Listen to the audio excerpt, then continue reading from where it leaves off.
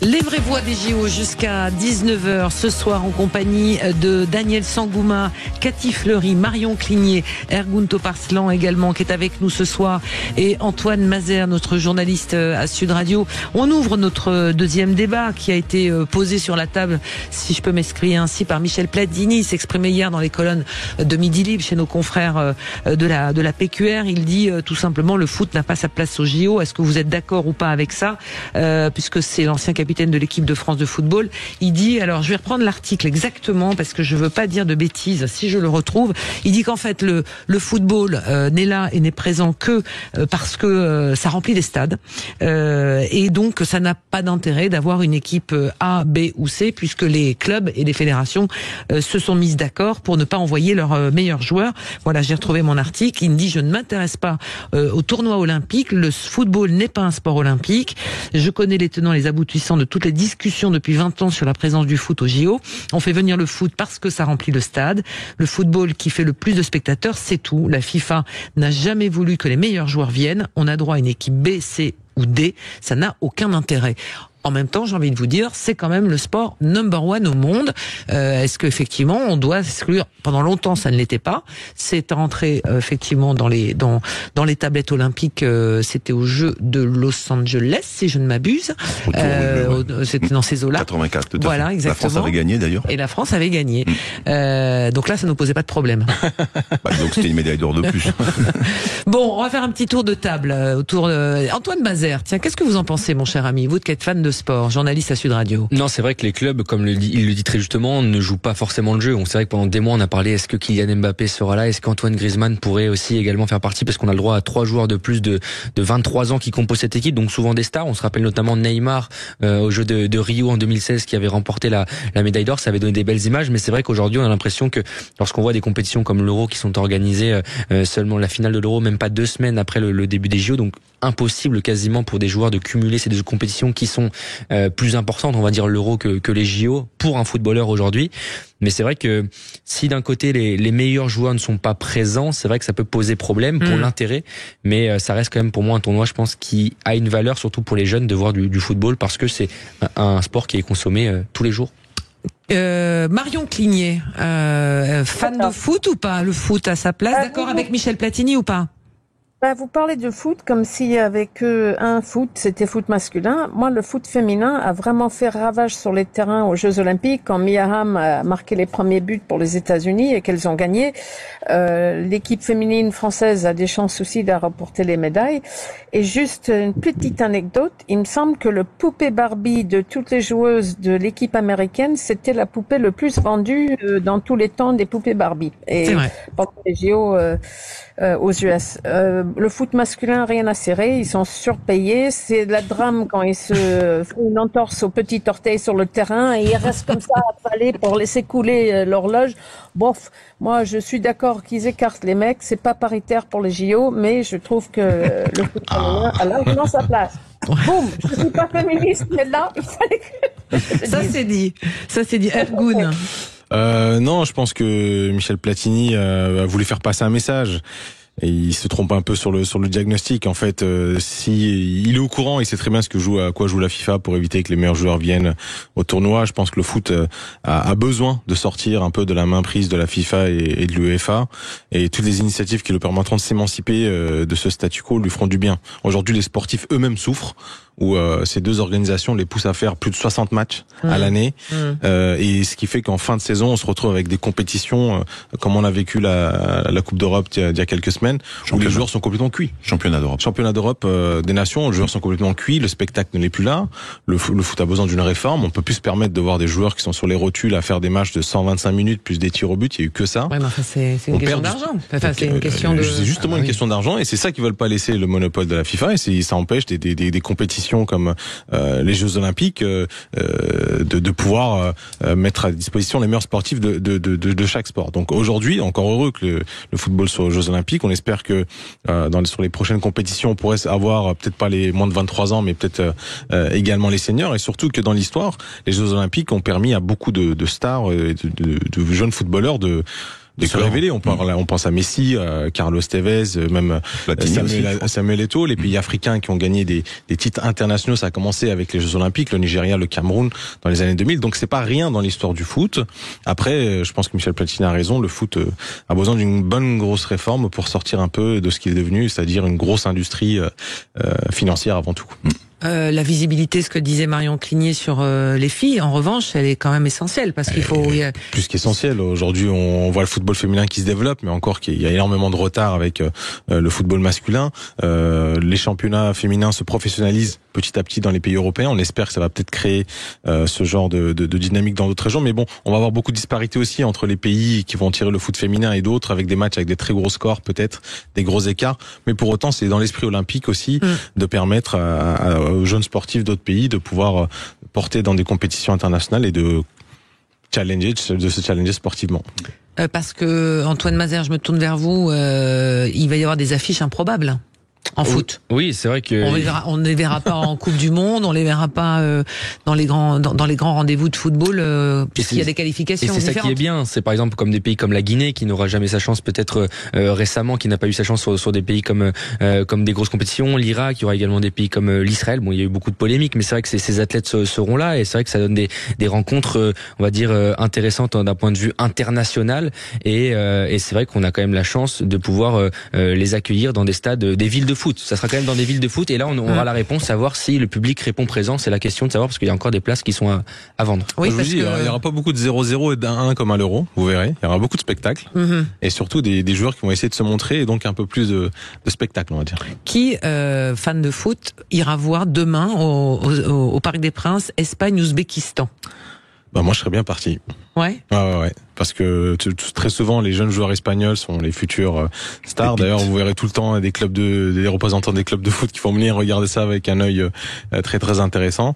Et surtout, on voit que dans l'Europe de l'Est, même dans l'Asie, le football est en train de prendre une nouvelle envergure. Et donc, il n'est pas improbable que dans l'équipe d'Ouzbékistan, on ait un ou deux talents qui puissent se démarquer, se montrer à cette occasion-là. Mais comme je dis encore une fois, vous verrez, il n'y aura pas de 0-0. Et c'est ce qui va faire. On va retrouver un peu le football champagne, comme on aimait l'avoir à une certaine époque. Oui, en sachant que le tournoi de football est sur tout le territoire français, donc c'est important de le rappeler. C'est que c'est comme ça aussi que on fait une carte de France des Jeux Olympiques de Paris 2024.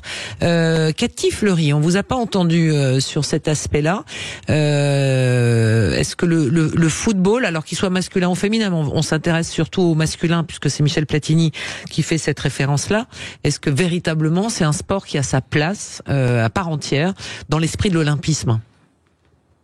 Moi, il y a Marion qui m'a fait un peu vaciller dans mes convictions en parlant d'équipe féminine. Je te rejoins, Marion.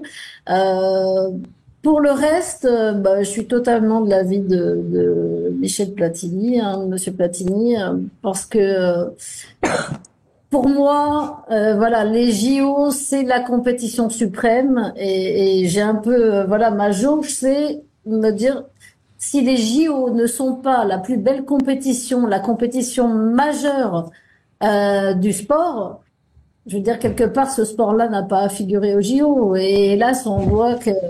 Alors, on nous a retiré le karaté. À un moment, il a été question de retirer la lutte. Si c'est pour mettre des sports les jeunes aujourd'hui, ils rêvent pas d'être champions olympiques de football. Non, ils rêvent d'être vainqueurs de la Coupe du Monde. Donc, il y a une compétition bien plus importante que les JO. Et les JO, ça peut pas être une compétition de seconde zone. Pour moi, c'est pas possible. Voilà, en tout cas, j'en ai pas cette image. Donc, voilà. Position. Ouais, c'est une position. Alors, on va faire une petite pause, si je ne m'abuse, et puis on va continuer ce débat avec vous quatre et avec Antoine Mazère également, Cathy Fleury, Marion Cligné, Daniel Sangouma et Ergun Topaslan. Et puis vous pouvez aussi, pourquoi pas, nous appeler. Je rappelle que le standard est ouvert. 0826 300 300 pour nous parler de cette place du football dans les Jeux après la petite phrase de Michel Platini. Voilà, il est en grande forme, Michel Platini. J'adore son interview. Il est vraiment une vraie voix aussi. S'il pouvait venir ici, il serait ravi. On va l'inviter. On va l'inviter, tiens. Dans un instant, donc on se retrouve pour le dernier quart d'heure, la dernière ligne droite de l'émission. À tout de suite. Sud Radio. Parlons vrai. Parlons vrai. Sud Radio. Parlons vrai. Sud Radio. Parlons vrai. Les vraies voix Sud Radio, 17h, 19h, Christine Bouillot. Et les vraies voix des JO ce soir, toujours avec les membres du collectif des championnes et champions français. Ce soir avec nous, et c'est toujours un honneur, Marion Cligné, Cathy Fleury, Daniel Sangouma, Ergun Topaslan qui nous a rejoint, Antoine Mazer, journaliste à Sud Radio. On est sur ce débat, le foot n'a pas sa place aux JO. C'est ce que pense Michel Platini. Alors il est bien placé pour savoir comment ça fonctionne dans les instances internationales du football. On a entendu la réserve sur le foot féminin de Marion Cligné, effectivement la position également de Cathy Fleury. Daniel, sport olympique ou pas sport olympique? Parce que dans l'imaginaire des enfants, les JO c'est tous les sports. Donc est-ce qu'on peut enlever le football au-delà de toute considération financière? Personnellement, je suis pas pour. Non pas pour les mêmes raisons que Monsieur Platini, mais dans l'absolu, je suis pas pour. Le foot, pour moi, est un sport à part entière et qui doit être au jeu. La question ne se pose pas quand on parle de basket, par exemple. Depuis 88 maintenant, 92, les professionnels de la NBA jouent et ils ont tous envie de jouer. Vous avez vu l'équipe qu'ils ont cette année? C'est une équipe de malades. C'est l'équivalent de la Dream Team de 92. Au golf, ça se pose pas non plus. La question ne se pose pas. Tous les meilleurs joueurs veulent venir au jeu. Au tennis, c'est pareil. Donc, si on pose la question pour le foot, il faut la poser aussi pour les autres, dans ce cas-là. Tous ces sports pros qui viennent et qui, quelque part, percutent et excluent, par exemple, on a parlé du karaté, ou du squash, par exemple, qui est une discipline qui est pratiquée dans le monde entier, etc. Bon, bref. Pour moi, si on commence à rentrer dans ce débat-là, on va vite aller dans le mur, quoi. Après que la fédération française, la fédération internationale, pardon, de football, la FIFA se positionne en disant, écoutez, nous les jeux, c'est bien, mais bon, c'est pas plus que ça. Je trouve ça dommage. Je trouve ça dommage et même dommageable parce que en fait, on fait passer la discipline tout d'un coup pour une discipline un peu, voilà, hautaine, etc. Et malheureusement, les joueurs, je pense que eux, ils auraient bien aimé. Mais l'organisation de leur sport et de leur compétition fait que c'est physiquement pas possible. À un moment donné, quand tu fais 60 matchs par an et c'est pas 60 matchs de 10 minutes, le corps il dit non. La NBA elle a trouvé des solutions, entre autres, mais la Fédération internationale aussi, pour faire en sorte que la NBA, le championnat le plus important de basket américain, et les autres championnats internationaux, européens, etc., puissent trouver un terrain d'entente et s'accorder sur cette trêve olympique, un peu comme on dit, au niveau sport également. Le championnat PGA de golf masculin-féminin, ils ont fait pareil. Ils ont fait en sorte de créer cette bulle exceptionnelle pour permettre à tous leurs athlètes, tous leurs meilleurs athlètes, d'y participer. Donc, je pense qu'il y a des solutions. Après, il y a peut-être... Je pense que la déclaration de Michel Platini, c'est justement pour ça, il connaît les blocages qu'il peut avoir autour de la FIFA. D'ailleurs, il en a été victime de ces petites manigances entre l'ancien président et le nouveau président contre lui pour le retirer de son poste de président de l'UEFA, il était très réformateur sur pas mal de sujets, et surtout il mettait à chaque fois le sportif au milieu.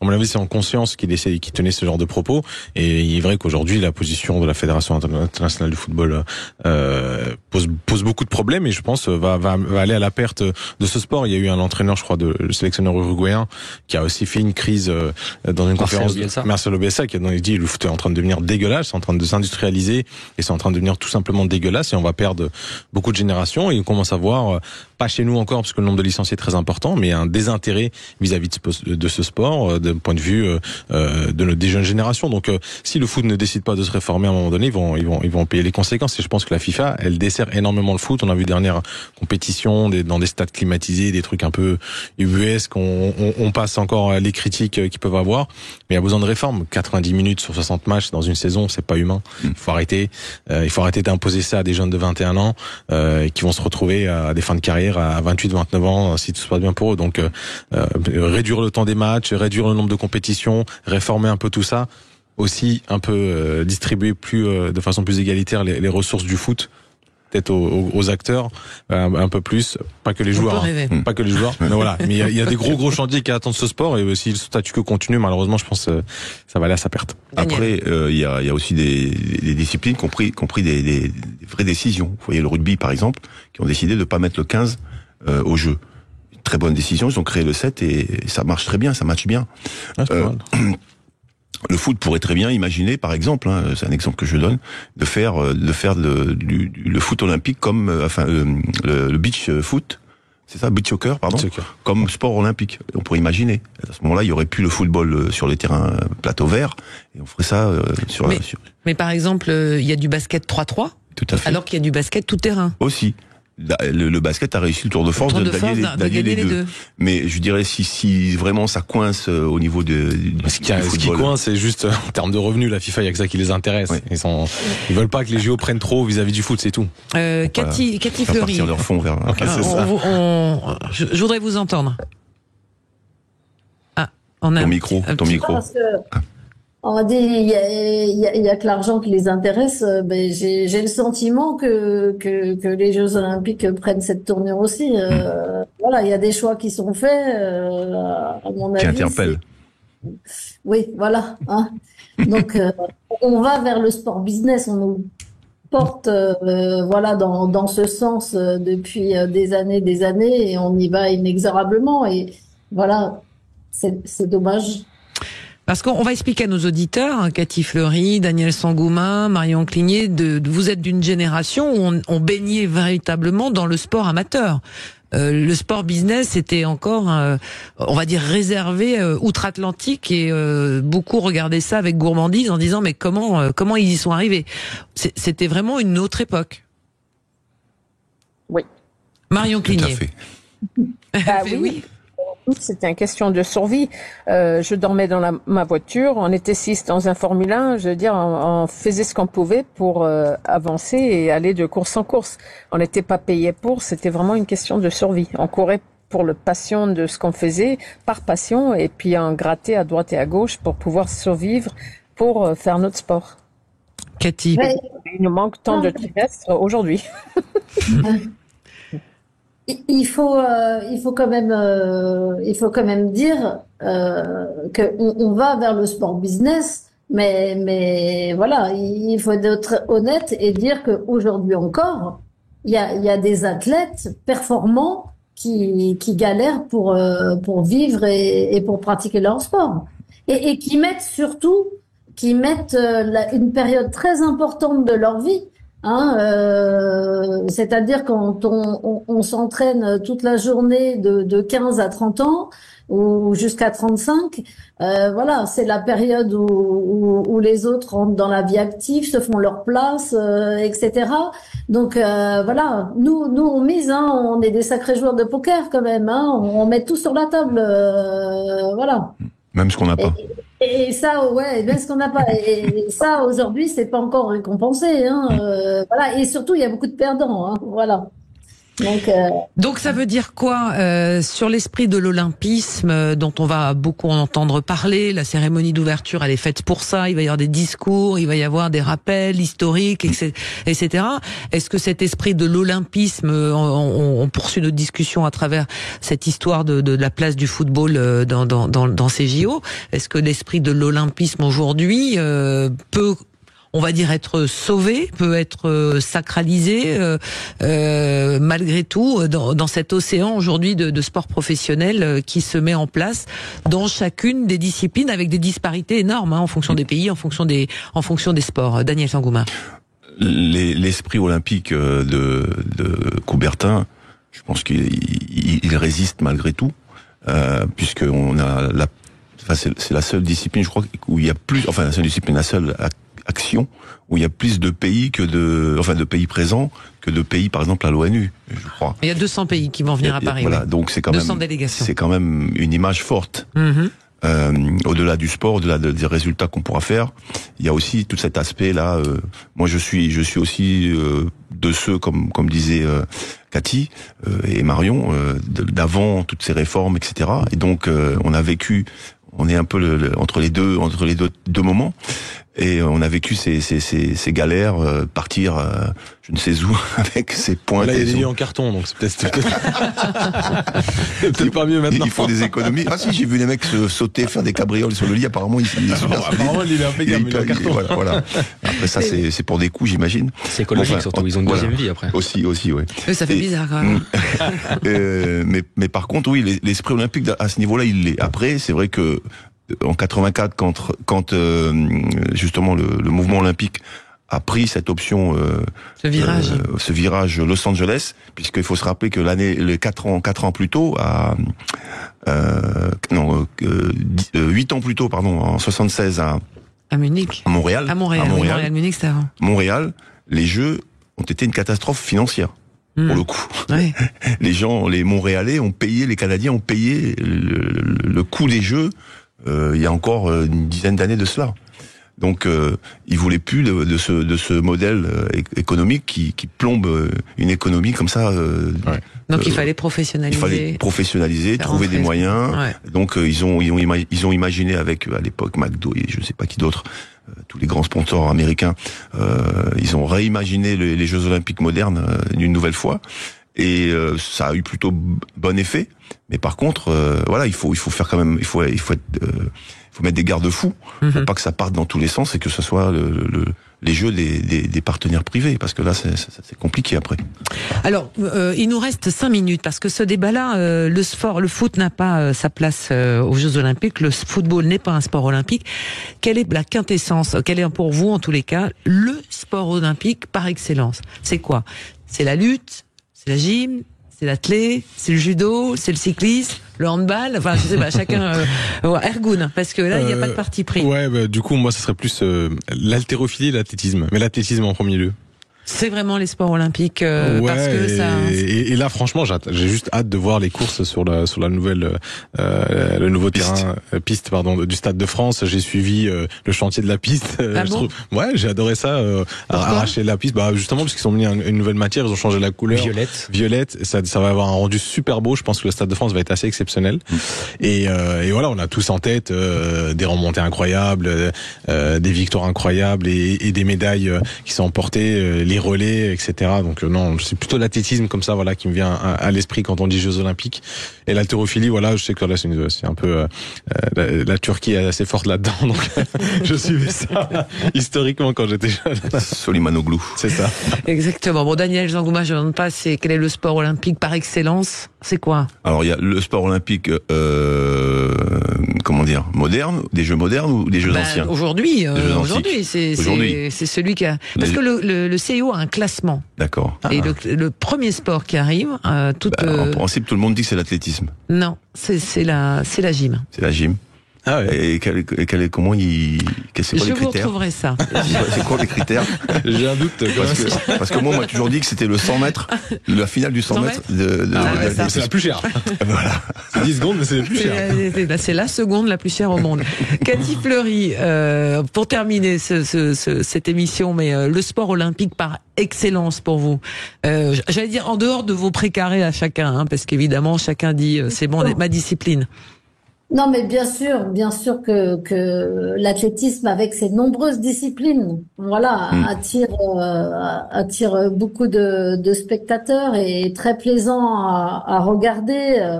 J'allais dire, excuse-moi, je veux pas vous vexer, mais c'est pas très compliqué, en fait. À comprendre, je veux dire, hein. Non, c'est pas très compliqué. C'est centimètres et chronomètre. Voilà. Voilà. Il n'y a pas d'arbitre. De temps en temps. Les règles sont simples. Voilà.